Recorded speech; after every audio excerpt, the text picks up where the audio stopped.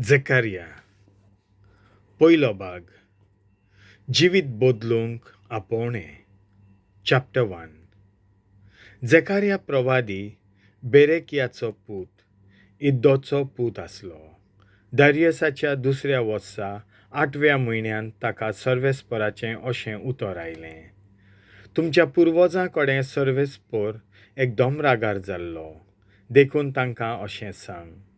सर्वशक्तिवंत सर्वेस्पर अशें सांगता, मुजेशी परतून यात उलोयता तो सर्वशक्तिवंत सर्वेस्पर. आनी हांव तुमचेशी परतून येतलो म्हणटा सर्वशक्तिवंत सर्वेस्पर.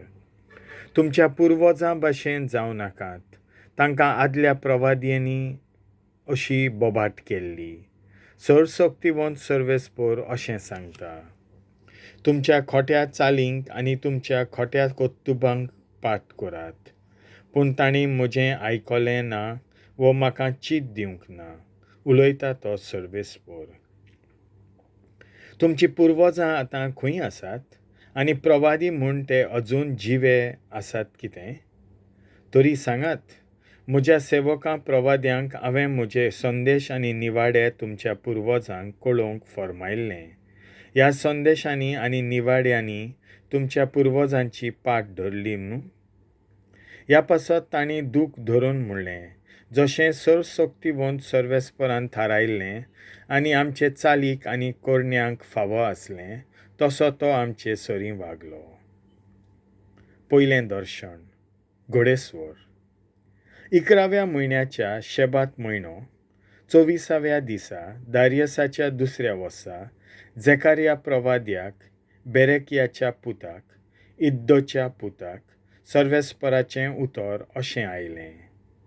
रात जाल्ली आनी हांवें अशें एक दर्शन पळयलें. तांबड्या घोड्यार बसलेलो एक मनीस फाटल्यान सुगंधी झाडां मोदें आसलो. ताचे फाटल्यान आनी घोडे आसले, तांबडे, काळशे आनी धवे. तेन्ना हांवें म्हणलें, हे कोण म्हज्या दhonia?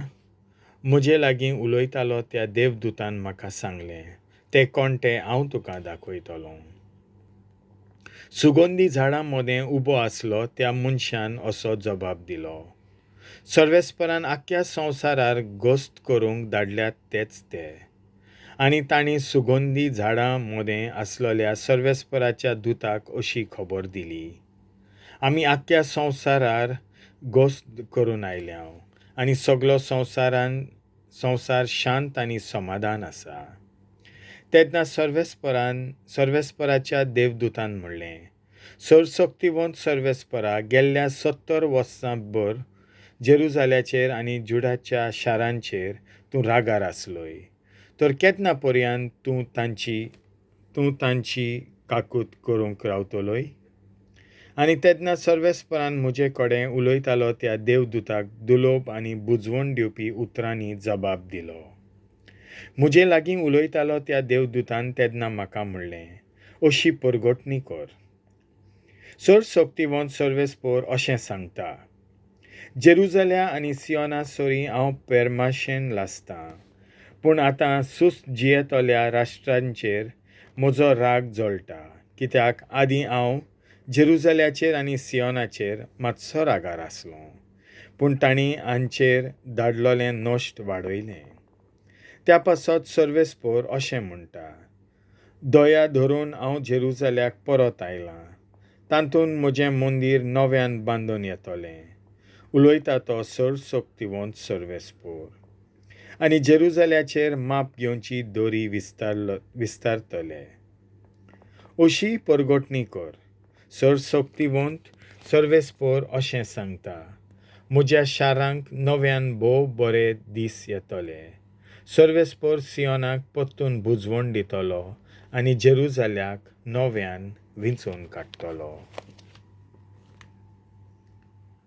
देवाचें उतर हें.